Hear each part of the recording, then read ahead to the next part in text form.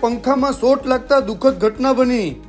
દીવના સાઉદવાડીના વાછરાવાડીમાં 23 વર્ષની યુવતી રચના રતિલાલ બામણિયાને પંખામાં ઇલેક્ટ્રિક શોર્ટ લાગતા તેને તાત્કાલિક દીવ સરકારી હોસ્પિટલ ખસેડેલ।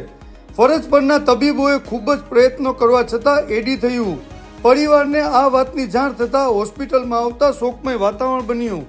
આ યુવતી રચનાના ભાઈના તારીખ 3 જુલાઈના રોજ લગ્ન હોય, જેમાં આ યુવતી લંડનથી આવેલ અને આ દુઃખદ ઘટના બનતા લોકોની આંખો ભીની થઈ।